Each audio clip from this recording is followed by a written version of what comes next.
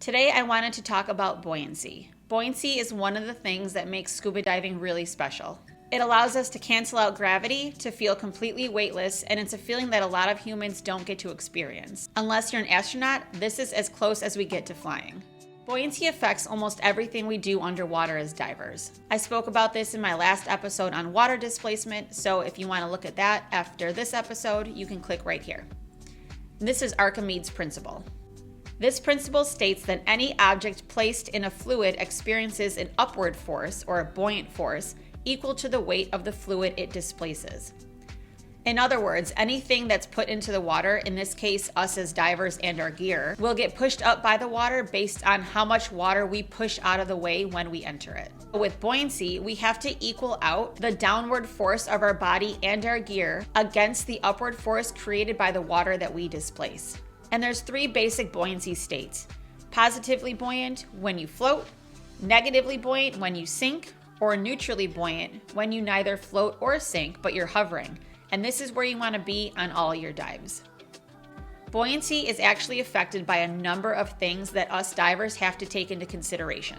The first thing being your body. Everyone has a different natural buoyancy based on body composition and volume. There's no right or wrong here. It's just understanding how your body behaves in the water and how the water reacts to you being in it. If you have more versus less fat, or more muscle versus less muscle, this is all gonna affect your natural buoyancy. The next one being your exposure protection. Wetsuits are very buoyant, especially the thicker neoprene ones. So a 7 mil versus a 3 mil, that 7 mil is gonna be very buoyant compared to the 3 mil. Dry suits are even more buoyant because there's air inside the entire suit. Then you have your gloves and your hood if you're wearing a hood. That has to be taken into consideration too. Then there's your gear. Tanks behave a little differently. Aluminum tank versus a steel tank. Aluminum tank, by the end of your dive where there's not a lot of air in the tank, it will become more buoyant. A steel tank pretty much stays negatively buoyant throughout. But there's other things like your fins. Some fins float, some fins sink. Lights, if you attach lights to your BCD, any cameras will affect your buoyancy. Now, if you're into underwater photography and you have the whole camera set up with a DSLR camera and the housing and the strobe lights, you're gonna have your buoyancy arms on those. So that whole setup by itself, you wanna make that as neutrally buoyant as possible because you don't wanna take a heavy setup like that underwater. God forbid you drop it, you're never gonna get it back. At least if it's neutrally buoyant, you have to let go of it for a second. It's just gonna float there. You wanna think about that as well. And then you want to think of the type of water that you're diving in. Salt water versus fresh water. Salt water is a lot heavier and denser than fresh water because of the dissolved minerals in it. So this is going to make you more buoyant. Fresh water isn't as dense, so it's going to provide less of that upward force. This is often why divers need more weight in salt water versus when they dive in fresh water. But also you want to think about, even if you're diving saltwater, what location you're diving at, because the salt content can be higher in some areas versus other areas. So for example, just because I know the Red Sea has a high salt content, if you're diving in the Red Sea versus the Caribbean, the Red Sea has a higher salt content than the Caribbean does. So you might need extra weight in the Red Sea diving versus diving in the Caribbean. Now there's two main things that divers use to compensate for buoyancy underwater, and that is your BCD and your weights. Hold on while I get strapped up here. Okay, so this is my BCD. This is how I would add or vent my air. Adding or venting your air changes the overall volume of how much water you're displacing. Small adjustments make a big difference. It's not about big corrections. Inflating will displace more water, making you more buoyant, and venting air will displace less water, making you less buoyant.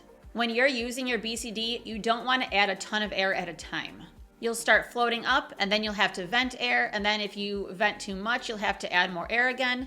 I know you guys know this, but just a reminder, the air that you inflate your BCD with is coming from your tank, so you want to conserve as much air as possible while getting good buoyancy. You don't want to waste it. A little bit does go a long way. So you want to have like a quick, short and not because then you're just going to float up to the top and you don't want that. You want to keep in mind too that you have your safety stop at the end of the dive. So you want to make sure you have enough air for that as well. A little bit at a time. If you need to add more, you can. That's just my recommendation. Because then you're like this in the water, and I have done that before.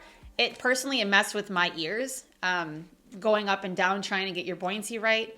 A little bit at a time. I learned the hard way. Maybe you won't have to. Okay, let me take this off really quick. Okay, I'm back.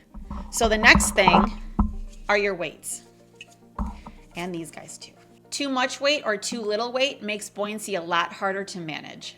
Poor weight distribution can really throw off your trim, even if it's the right amount. And I'll talk about trim in a couple minutes. But your weight system is going to offset the natural buoyancy of you and your gear.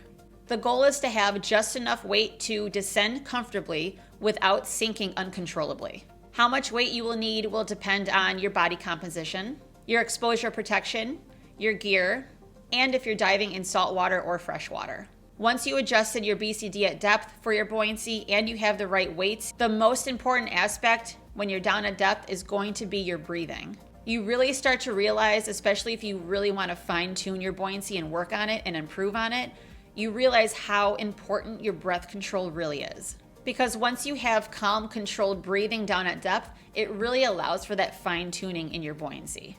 But for example, diving over coral reef, probably about 10, 12 feet in front of me, there was a huge fan coral. Obviously, I didn't want to hit those. So what I did was take a big breath in, and it takes a second or two for you to start going up.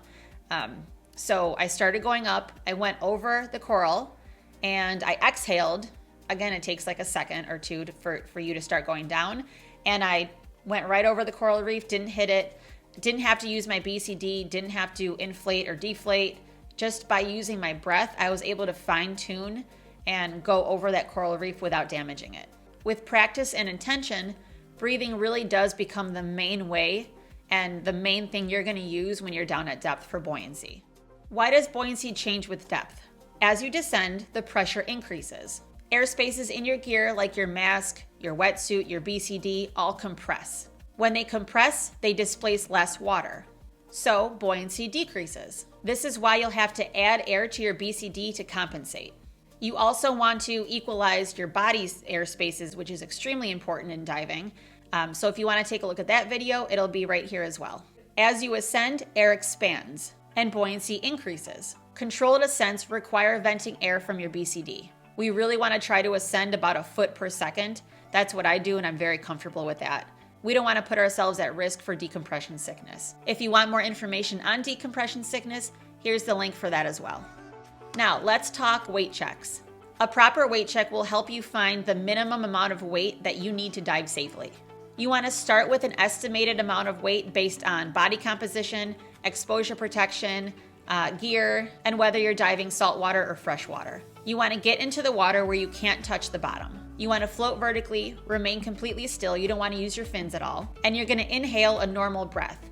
Not a huge breath or anything like that, just a normal breath that you take every day without even thinking about it. But you're going to hold your breath at the top. And this is the only activity in scuba diving where you're going to hold your breath for a couple seconds.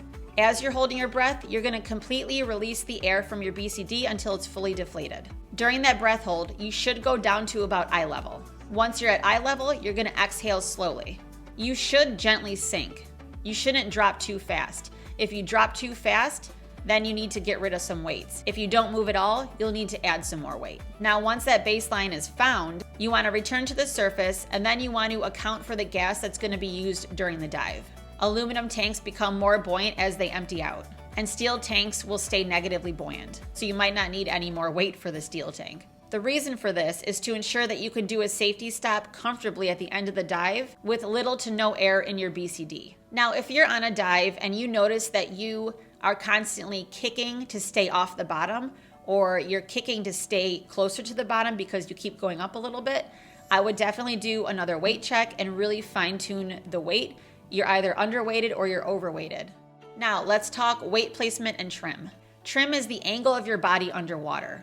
The goal is to be horizontal, streamlined, and parallel to the bottom. You want your legs slightly bent, knees up, you want your fins behind you, and arms relaxed in front. Good trim will reduce drag, improves control, and makes hovering feel natural. Now, weight placement is just as important as the amount of weight you're using. Uneven weight shifts your center of gravity and can make control very frustrating. There was one time when I first got certified that I put my BCD on a little crooked on my tank. Didn't notice it till I got in the water. It was just very minor, very minor. And I noticed in the water I kept rolling to the left. And the whole dive, because you feel it, it happens right away. The whole dive I was compensating to move that tank over a little bit. I was like shifting the BCD on me to make it be center on my back, and it just wasn't. So you definitely want to make sure the weight is placed properly on you. Not just your tank though, but the actual weights themselves. You want to make sure that they're on in your pockets on your BCD evenly, even in the front or the back if you have back pockets. I have these pockets right here that I use for weight. And I also have back pockets as well that I can add weight in. This is also going to be trial and error. It might take you a few times just to get it right to where you want your trim to be. You can also use a weight belt, a tank belt. I think they're called cam bands. I don't know how I feel about them yet. I never used one personally. If you do use one, let me know in the comments if you like them or not. The only thing I'm thinking of in an emergency situation, if you have to drop weights, I don't think you can't really access that on your tank. So I don't know how that would work, but let me know in the comments if you use one and what you think of them. Once the weight is set and everything's in place, this is when your breathing really takes over and you fine tune that buoyancy at depth. Now, one thing that I highly recommend doing, and I know a lot of divers do it, but I also know a lot that don't. One thing that I do just to improve my buoyancy over time is to log your dives. Logging your dives gives you a personal record of what worked and what didn't. You record the amount of weight you used, your exact exposure protection, your dive location, saltwater or freshwater, and in the comments, you can record right after the dive. Anything that's recorded digitally in my computer, I can put that in later, but the dives, how I felt on the dive, my experience, what I saw, how my buoyancy felt, I will record the second I get out of the water because I'm gonna forget it. I know how my brain works and I'll forget it, so I do it right away. But these notes over time will help you recognize patterns and help you, especially in different environments, like if you're diving freshwater or saltwater. If you dive saltwater mainly and you dove freshwater, but then you didn't dive freshwater for another year or so. You know, you went on a trip to the Great Lakes and you dove in the freshwater. You can look back and say, oh, this worked last time, or I might have to fine tune this. It's kind of just like a starting point that will help you get to where you need to be faster than repeating past mistakes.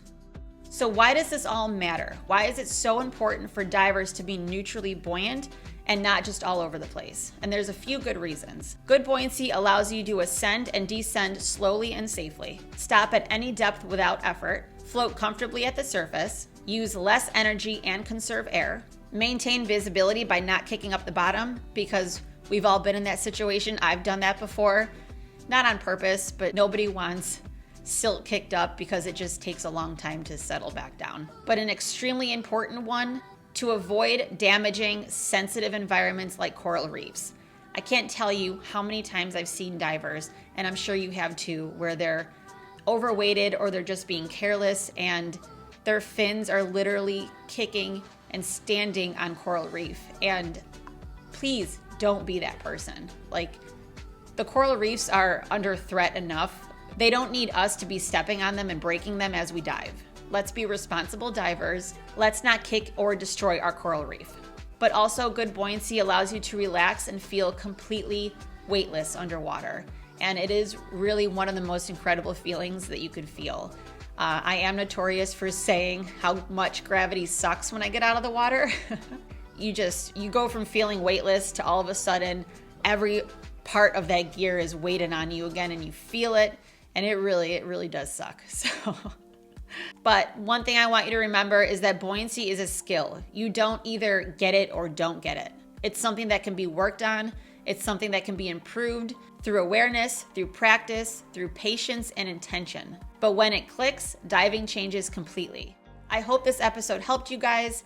I'm Marissa. I'm a PADI Master Scuba Diver. If you're new here, welcome. If this was helpful, hit the subscribe button, share the episode to your fellow divers. and hit the yellow bell so you don't miss a future episode. As always, dive safe, dive smart, dive mindfully. Bye, everybody.